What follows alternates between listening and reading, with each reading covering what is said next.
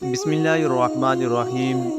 السلام علیکم ورحمۃ اللہ وبرکاتہ۔ ناظرین، آج کی ویڈیو میں ہم بات کریں گے قصہ بے وفا عاشق کا اور اس کے مجازی کی حقیقت کے بارے میں۔ تو ناظرین، اس ویڈیو کو اسکپ مت کرنا، اور اگر آپ نے ہمارے چینل کو ابھی تک سبسکرائب نہیں کیا ہے تو سب سے پہلے ہمارے چینل کو لازمی سبسکرائب کریں۔ تو ناظرین، ویڈیو شروع کرتے ہیں کہ اصحاب تاریخ و سیر نے لکھا ہے کہ بنی اسرائیل کا ایک شخص اسحاق نامی حضرت عیسیٰ علیہ السلام کے زمانے میں تھا، جس کی ایک چچا کی بیٹی اپنے وقت کی خوبصورت ترین عورت تھی۔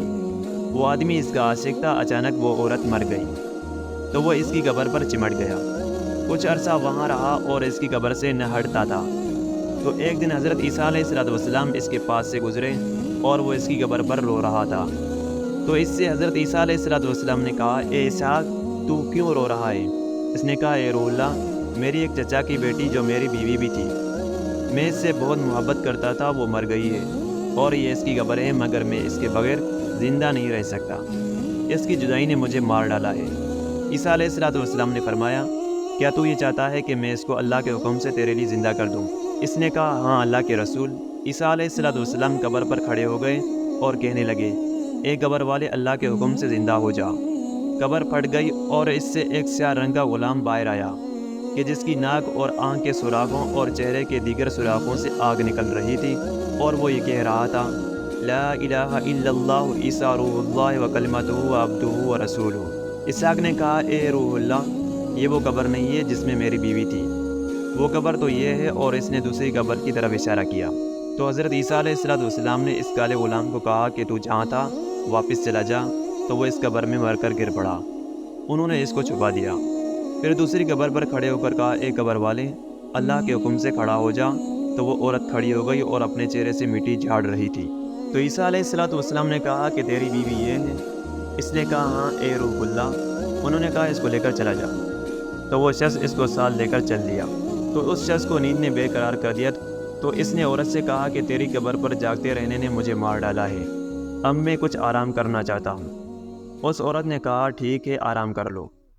اس شخص نے اپنا سر اس کی ران پر رکھا اور سو گیا۔ وہ سویا ہوا تھا کہ بادشاہ کا بیٹا وہاں سے گزرا، جو بہت خوبصورت اور اچھی حالت والا تھا، بہترین گھوڑے پر سوار تھا۔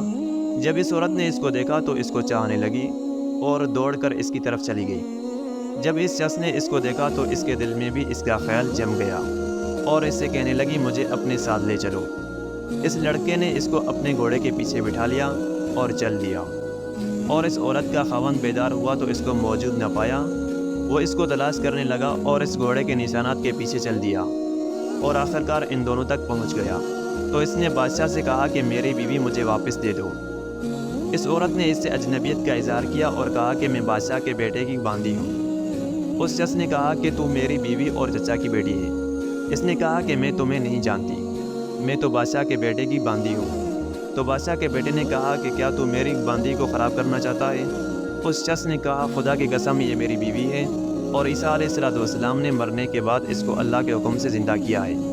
وہ ابھی جھگڑ رہے تھے کہ عیسیٰ علیہ السلام وہاں سے گزرے۔ تو اسحاق نے کہا، اے روح اللہ، کیا یہ میری وہ بیوی نہیں ہے جس کو آپ نے اللہ کے حکم سے زندہ کیا تھا؟ عیسیٰ علیہ السلام نے کہا، ہاں یہ وہی ہے۔ اس نے کہا، اے روح اللہ، یہ جھوٹ کہہ رہا ہے، میں تو بادشاہ کے بیٹے کی باندھی ہوں، اور بادشاہ کے بیٹے نے بھی کہا کہ یہ میری باندھی ہے۔ تو عیسیٰ علیہ السلام نے کہا، کیا تو وہی نہیں ہے کہ جس کو میں نے اللہ کے حکم سے زندہ کیا تھا؟ وہ کہنے لگی، اللہ کی قسم، میں وہ نہیں ہوں۔ تو آپ نے فرمایا، جو میں نے تم کو دیا تھا ہم نے واپس لے لیا۔ تو وہ فوراً مر کر گر پڑی۔ تو عیسیٰ علیہ السلام نے کہا، جو شخص یہ چاہتا ہے کہ ایسے آدمی کو دیکھے کہ جس کو اللہ نے کافر مارا تھا پھر اس کو زندہ کیا تو مسلمان کر کے مارا، تو وہ اس سیاہ غلام کو دیکھے، اور جو شخص ایسی عورت کو دیکھنا چاہے جو مومن مری تھی پھر اللہ نے اس کو زندہ کیا اور کافر کر کے مارا، تو وہ اس عورت کو دیکھے۔ اور اسحاق اسرائیلی نے اللہ سے یہ وعدہ کر لیا کہ وہ کبھی بھی شادی نہیں کرے گا۔